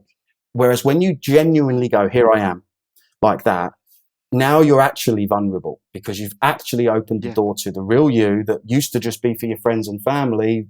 You were okay with having a persona in the real world, and if you got battered for that, that's okay. That's just my outer world persona. Yeah. Don't know if any of that Yeah. made sense, but like, No, it makes sense. I'm surprised you're saying you don't like your content. I think it come across like in a good way. I don't know. I find it interesting. Like I guess we won't like think about what do we think other people think of right. ourselves and stuff. But yeah, it's yeah. I mean, I guess I've just stopped doing that so much now. Like maybe that's like a tool that I've used, and then that means I don't worry as much because I've had such hate in the past with some of these like Mm, very divisive content. I've known what that's like. I've done that. I've dealt with it. I know what I want where I want to go with things. There's definitely things I want to improve about myself. I mean, being really honest and stuff. I know that appearances are important with the music stuff. I want to like get a bit more. I want to get a personal trainer. I want to get more fit. There's a bunch of things I'm thinking about where I do want to improve myself anyway. And mm, I'm not afraid to tell my audience that. I'll literally put on my story. In the industry, it sucks, but appearances are important, so I'm going to try and work on that a little bit as well on top of everything else I'm doing. And if I told people my story that, I think they would be like, okay, that's he's being himself, he's being truthful, he's being honest. Whereas I think maybe some people try to almost like lie and pretend there's not like that aspect to the music industry. And in the same way as a lot of things in the music industry, everyone tries to sweep under a rug and pretends like not a thing. I'd much rather confront some of these things and be mm. myself about it. And when you're saying about your own content, I don't think you. I think it's great. I really like all your contents while we're chatting now. Well, I really appreciate that. I think it's an objectivity issue as well. I talk to artists every day. I've got a couple of awesome people come through to me this week who I was kind of shocked at, really. Like a couple of them were like really amazing. And I kind of find it Yeah, easy to just look at an artist's project, listen to the tunes, look at what they're up to, get a sense of what they're about, and I can just see it, right? And not in a big-headed way. yeah, It's just, I've got a lot of experience. This is what I've had my eye on.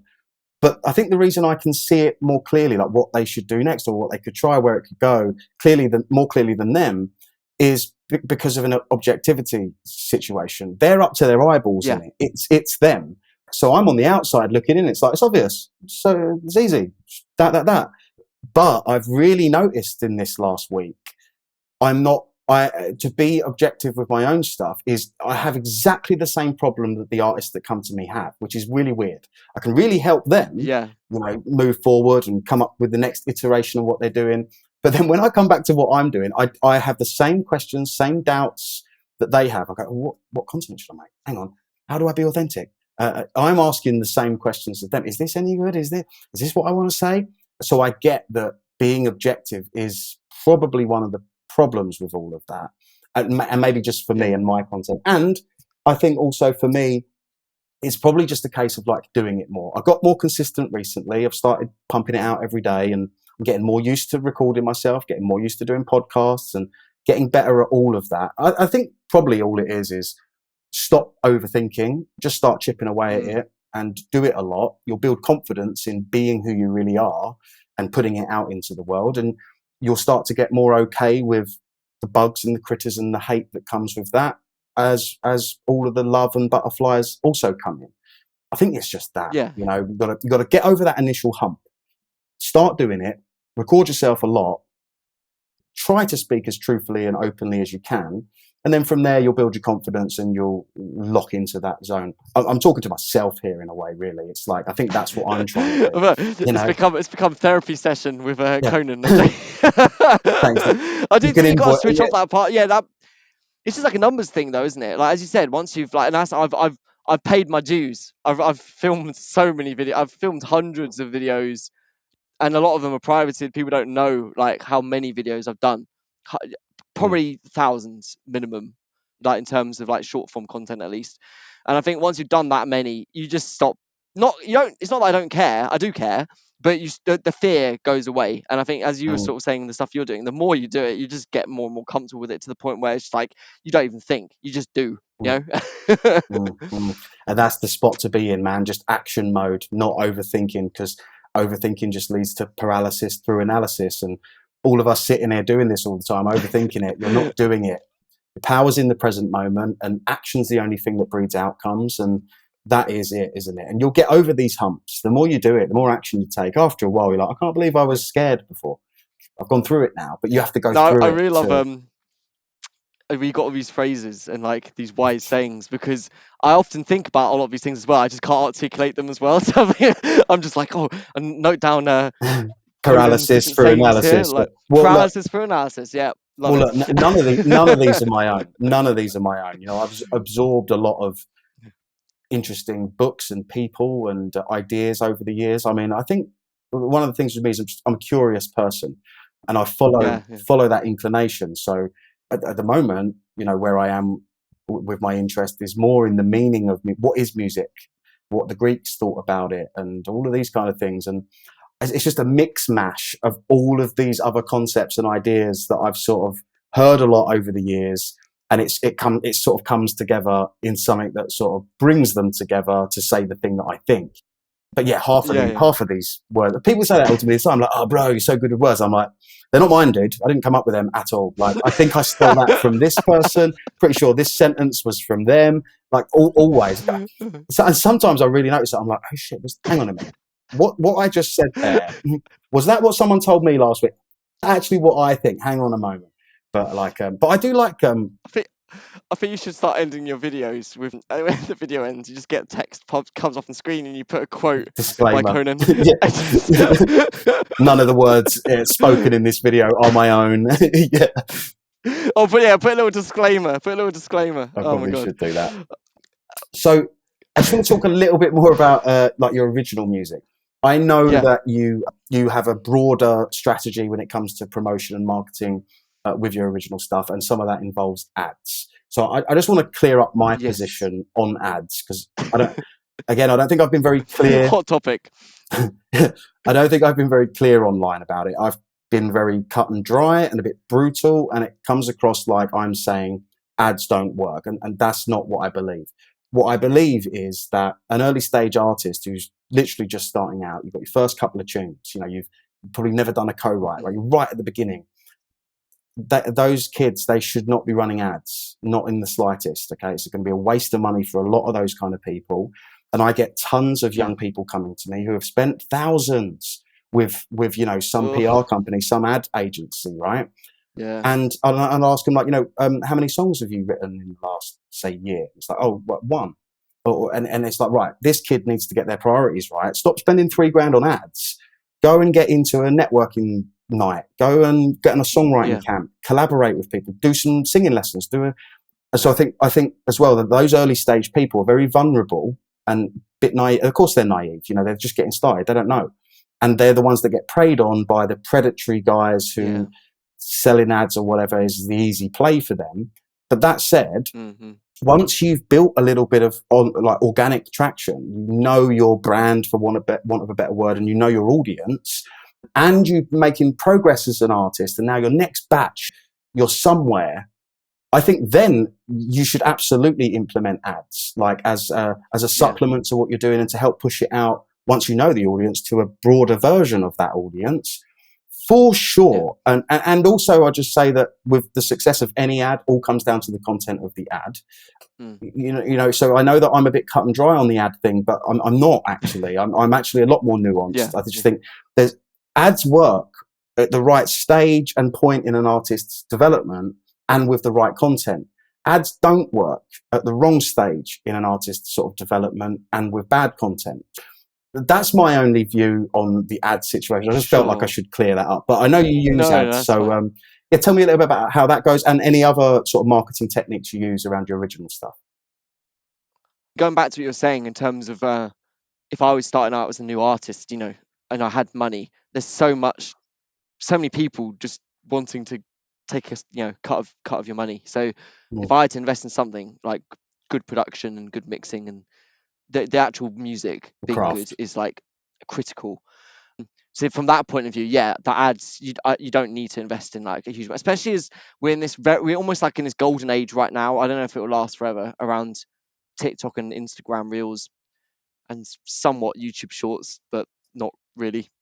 Having this kind of like organic reach that is unprecedented for the average everyday person, and I think you can get pretty far not running ads. Just if you connect with an audience on say TikTok and it goes viral, you're going to get really good results just from that, to be honest. Mhm, Where I run ads is more once I've built an audience, say on my Instagram, I can then retarget those people when I do have a new song out, just to sort of mhm. to highlight. But even then, I don't do it as some people just click boost and click sponsored post or whatever. No. Like Mhm, I'll specifically, as you mentioned, create a piece of content which is an ad, which is not posted to my page, so it's not something that people have seen, and that will be run in say Instagram stories and reels and things, and then it's almost like fair game because people see the word sponsored underneath and they go, oh well, he's running an ad. I don't mind he's mhm, running this ad.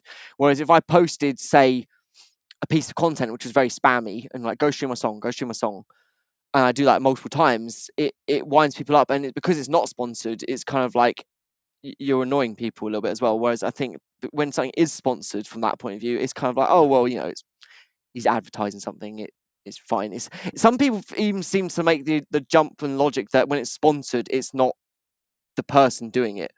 If it's a sponsored thing running and you see Alto Key music and then it's a story, it's like, oh, there's someone's running an ad for him. mm. It's almost like a disassociation, Yeah, I think. So disconnect. Yeah. from yeah, so I'd say that's where it's good to run ads is when you've got something you specifically want to promote. For me, I think a really good strategy, which maybe artists aren't doing enough. I almost don't want to play my hand too much, but I think a really great strategy is making a playlist of your song with a bunch of other artists who you respect, and also maybe independent artists as well, and smaller artists alongside yourself, and then promoting that playlist. Because what that will do is, in say Spotify, it will make the link that, oh well, their music's similar to theirs, so it will start to recommend it across other people. Mhm, And from that, it's also been a great way to grow those playlists to the point where I can now do playlist curation. So people then submit to me to go onto those playlists, which is a great way not only to kind of because people then trust and respect. Oh well, he's not going to run bots into his playlist. Do you know what I mean? There's a lot of dodgy playlists out there, right? If someone mm, submits to my playlist, they can see my TikTok. They know who I am. They're getting like it's not just rubbish playlist placement. So that from that point of view, ads have been really useful to grow those playlists so that people can mm. save and follow those playlists, and then means that I can then do playlist curation, which is in turn an amazing tool for networking of artists. I've had major label artists, small artists submitting to me, and I've actually built connections and collabs and co-writes from people submitting to me. Because then Mhm, I'm like, oh, we should do a co-write as well. I really love this song. I'm going to put it on this playlist, but also, can we make a song? So I would, if you're going to run ads, I would run ads to maybe promote songs when they're out to an existing audience you've got, but I wouldn't invest too much into it. And I would run ads to grow a playlist you've got, which has got your song in it alongside a bunch of other artists who are similar to yours. yeah. Those two things I think are great use for ads. I wouldn't recommend, and I think we're on the same page as this anyway. This idea of I need to boost my posts, I need to Mm, like bolster everything I do with paid reach. I don't think that's a good idea. I think it's not sustainable. But if you've got a certain purpose, as you said, like a certain creative, certain message, or something you're trying to, a certain call to action, like save this playlist or go stream a new song, then that's a great use case for an ad, I'd say. Yeah, I don't know if and that kind of at the right clarifies my position on it. no, absolutely, and at the right point.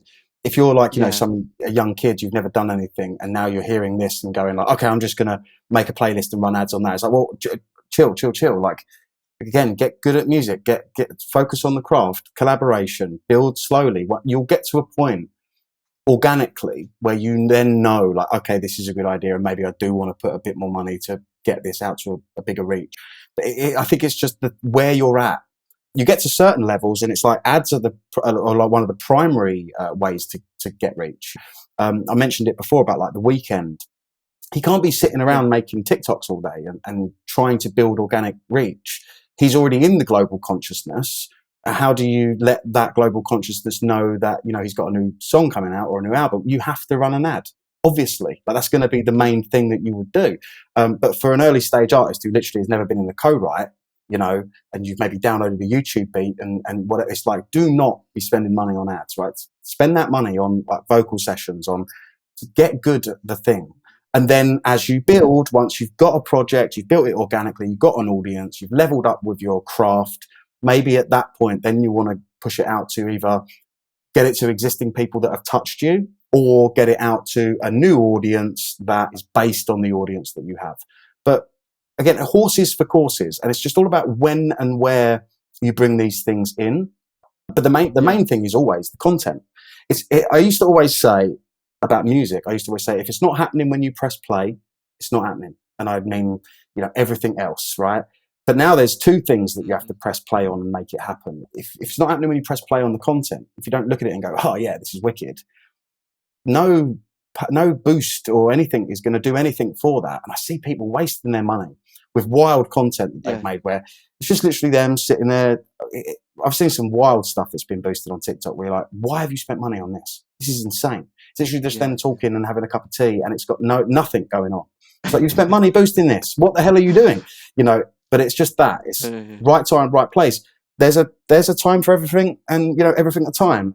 Ads work at the right time, with the right content, with the right message, with the right artist, with the right audience. There's a lot of things to it.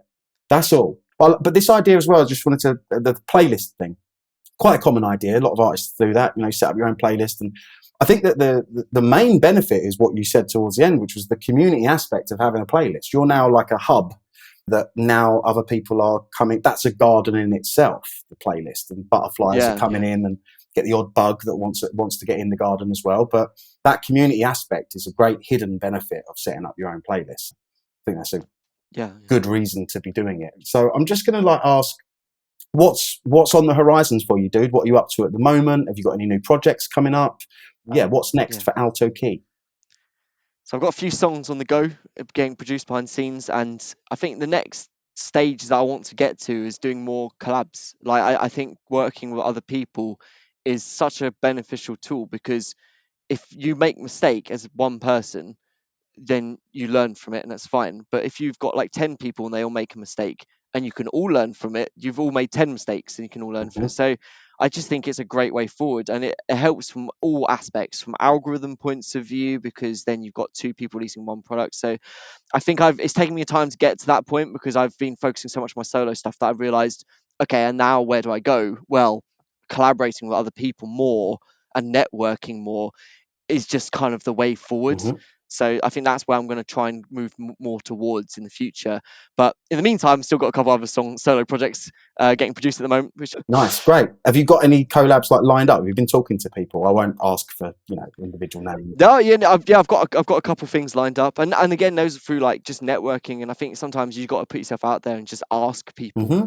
Like that's one thing I was a bit afraid of for a while. I was kind of like, can I ask this person? Can I just be like, can we make a song together? But people tend to be quite receptive to it. Once you've proven to other people, okay, this isn't just someone with one Instagram follower and 0 monthly listens on Spotify. Once you've got some weight to what you're doing, Mm. then it is quite easy just to approach other people, I think, and just ask. And if they say no or they don't respond, then they're lost. Yeah. You just find somebody else. Even outside of like having the social validation of numbers, I always say to people, if you have something of value that's valuable to the person that you're reaching out to at the time that you're reaching out to them, you can make something happen. It's as simple as that. So Yeah, it's like, if you really have something to say or you really have something to offer, reach out to the person. Doesn't matter how big they are. if they value the thing that you're coming to them with at the time that you're coming to them with it, they're going to respond. I've reached out to some mega players in this thing before on a whim, okay, and just thought they're not going to get back to me. But it just so happened the thing I reached out to them with was super valuable to them at the time. And you're like, next morning you're waking up with this bunch of people in your inbox, like crazy, isn't it? Actually, there was an artist the other day. I think I'm going to be taking her on for like some mentorship and stuff. But the first time I had a call with her, I was talking about collaboration. I was like, you need to get in with more people, write with more people, collaborate mainly with people on a similar level to you. That's a nice and comfortable place to start. You're an early stage artist. You need an early stage producer. Go find an early stage producer who's looking for an early stage artist. Collaborate on the same step of the ladder that you're on. But I also said to her, also though, I want you to spend a bit of time identifying the unicorns. Look in the industry, like who's someone that you think that is like your idol, right? Reach out to them, just and expect nothing from it, but just reach out to them. And I spoke to her the other day, and she's like, "Oh yeah, thanks for that advice, by the way." And I'm like, "What advice?" She was like, "Oh, you said reach out to a unicorn and don't be scared." I was like, "All right."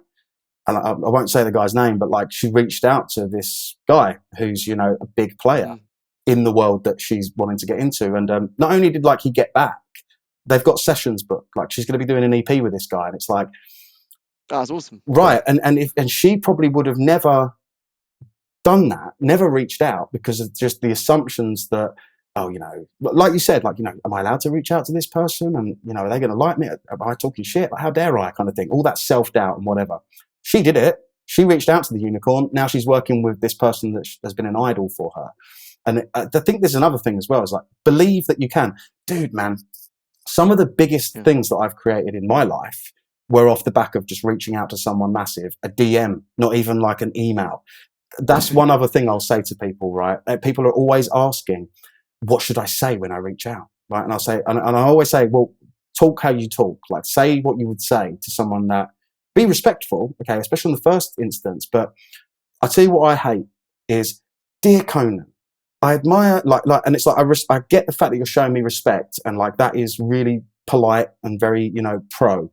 But you're also making me now read paragraphs of like, this stuff. Yeah. Whereas like, just get to the point. That's what I'm trying to get to people. So just get to the point. Honestly, people like that, especially busy people. You should see these people inboxes. I was working for an executive a few years ago, and he was like, "Can you just deal with all of these emails?" Right? And it was like 200 in 2 days, and all of them were like that. Yeah. Dear sir, and they were like long old things, and I'm thinking, Jesus, that's not cutting through. And people I know that really, really cut through. My buddy Pat, who's like a film guy in the States, he makes me laugh, right?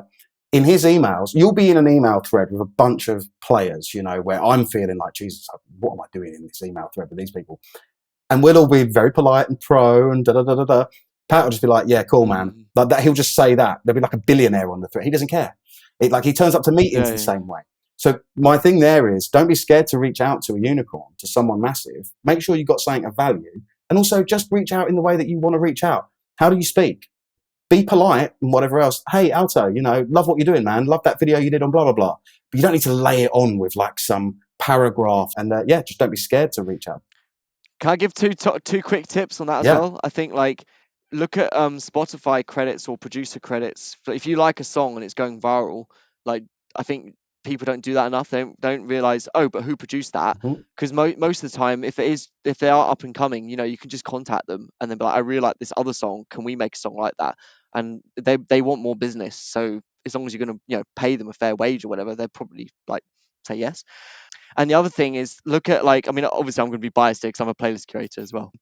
If you look at people who are being accepted into smaller independent playlists as well, that's a great way to know who's up and coming who you might not know about, because you can look at like who's being placed who maybe isn't massive, because I think the best collabs are ones where you can work with someone who's just slightly as you said, or either on your level or even sometimes slightly underneath your level, because they can be really talented but people don't know it yet, and that's such a great opportunity to get involved with that while that's there. So that's where I think where I've been really grateful and lucky around the playlist stuff is that I get to speak to people who aren't maybe like known in the industry. So look at some of those independent playlists, look who are getting put onto them, and then just look at also the on Spotify in particular, you can see like related artists and also fans of this, and you can go down this whole spiral network of like, oh, they're they know them and they know them, because that's a really small industry. Yeah. When you get down to it, everybody kind of knows people. Such a small world. Mhm. Great points, man. Just look around, see people that you think are good. You can find them. You can reach out to anyone. It's a level playing field. If you feel like I like this person, I want to reach out. Reach out. Don't be scared. You might, well, be scared, but do it anyway. You might get rejected. You might get no response, but it doesn't matter. You just keep doing that, and who knows? One day a unicorn responds. But I've got some guys in mind for this podcast, for instance. Right? There's one guy. I'm not going to say his name now because it might be just really cringy if I do try and I never get him on. And I mean, he's big. I probably will never get him on. But he's been in the front of my mind the whole time that I've been doing this. I haven't reached Yeah. out yet. I haven't done it. But I'm going to just reach out to this guy and just be like, look, can I get half an hour of your time for a podcast? I'm going to do it. We all have to do it. Just face the fear and do it anyway. And also recognize if you've got something of value to that person, they're going to get back to you. They will. Their team will get back to you. They'll be like, oh, yeah, this is something that he does. And yeah, we're interested to talk. You can make it happen. So that's at the top end. And then on the end that you're actually on, reach out to other artists, writers, producers that you like. You like the production on that track, on this new indie artist who you've never heard of. Find the producer. Reach out. Love that.